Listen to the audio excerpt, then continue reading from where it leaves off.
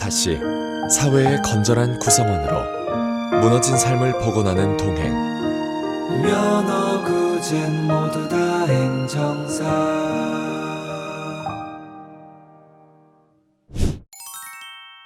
안녕하세요. 대한민국에서 면허구제 업무를 가장 많이 경험한 전문가 송범석 행정사입니다. 오늘 이 시간에는 저희 카페에 문의 주신 분들의 글에 대해서 일주일에 2번에 걸쳐 답변을 드리는 시간입니다. 모든 글에 대해 답변을 못 드리고 선별해서 드리는 점 양해 구합니다. 이 의견은 제 개인적인 의견으로 무료 답변이며 제 의견 외에 더 자세한 의견을 듣고 싶으신 분들은 가까운 곳에 있는 변호사, 법무사, 행정사 사무소를 방문해 주시면 되겠습니다. 본론에 들어가기 전에 공지드립니다.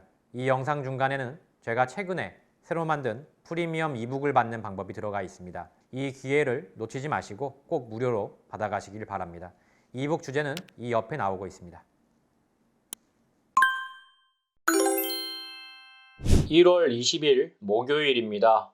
나라라 하하님, 휴대폰 통신사에 위치값 요청해 보셨나요? 라는 질문이네요. 한번 읽어볼까요? 어제 음주운전으로 경찰서 조사받고 왔습니다. 집에서 음주하다가 사모님과 말다툼을 하고 고성고함에 쫓기듯 아파트 지하주차장으로 이동해서 차에서 잘까 하다가, 참 이게 마음이 아프죠. 차에서 이 추운 날 사모님과 싸워서 잔다는 것이 자괴감이 많이 밀려올 정도겠죠. 차를 몰고 근처 고속도로 휴게소로 이동하여 잠을 청했습니다. 집에서는 전화가 몇 통 오더군요. 안 받으니 카톡도 오더군요. 어디 갔냐고. 그죠? 전화 안 받으면 끝이다.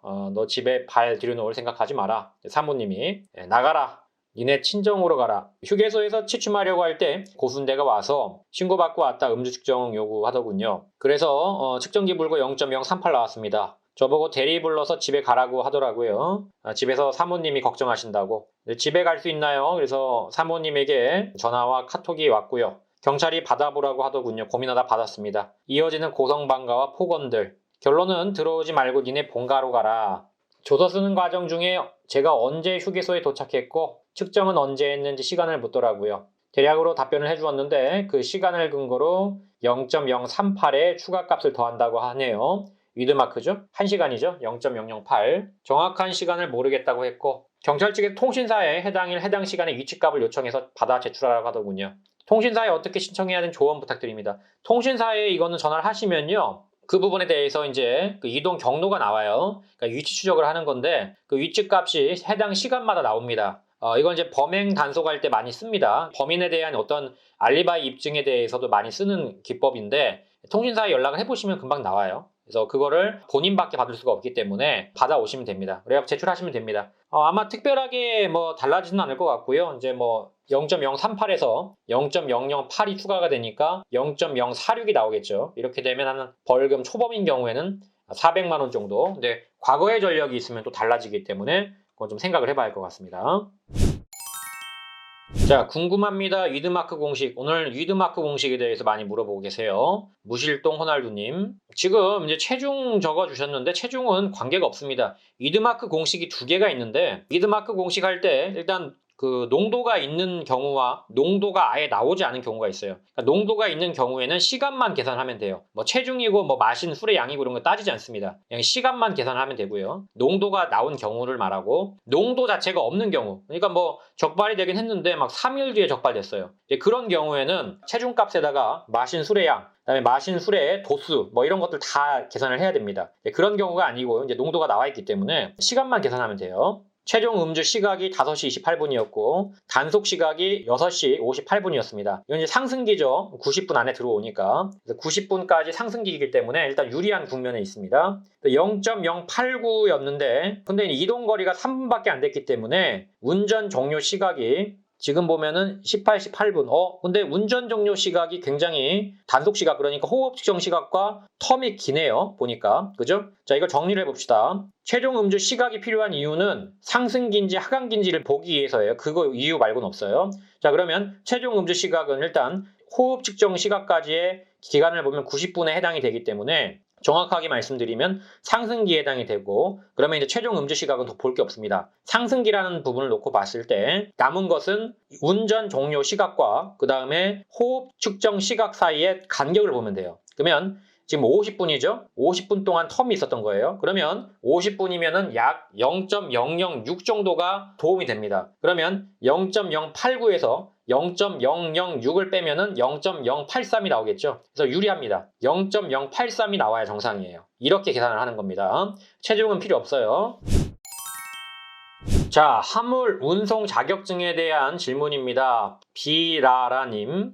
8월에 결격 기간이 끝났는데 화물 운송 자격증을 따야 된다고 하는데, 제가 화물에는 전혀 종사한 것도 없고 음주 취소자는 5년 후에 취득이 가능하다고 하네요. 화물 운송 자격증을 따려면 5년 후에 따야 되는지, 처음이어도 면허 취소가 된 날부터 5년 뒤에 따야 됩니다. 그래서 못 따는 거예요. 음주로 인해 면허 취소가 되면은 5년 동안 화물 운송 자격증이 취소가 됩니다.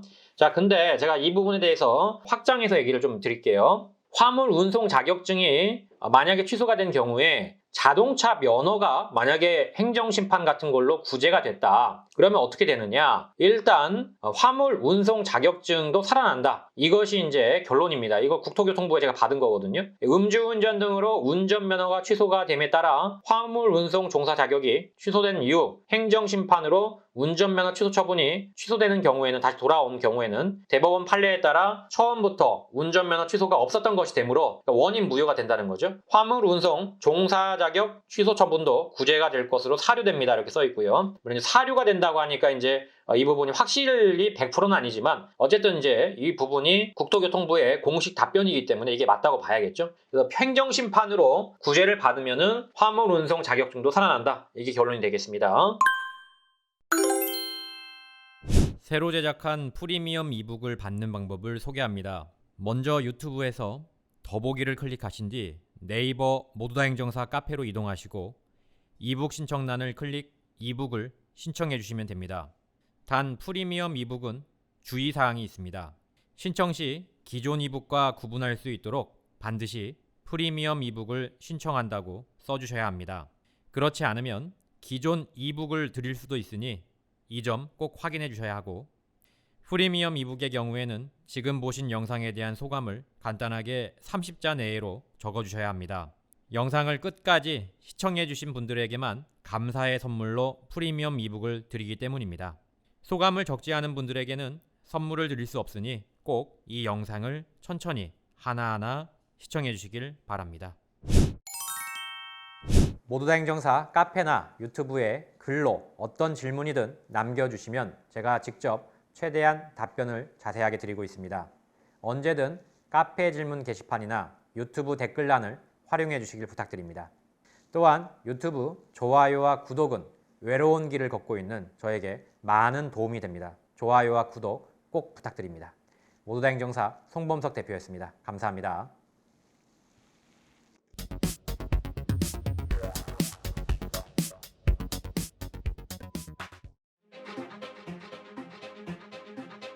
모두 다 감옥 보낼 수는 없는 거 아닙니까? 이 중에서 경중을 따져서 억울하거나 또는 경미하신 분들은 한 번 더 기회를 줘야 되지 않을까요?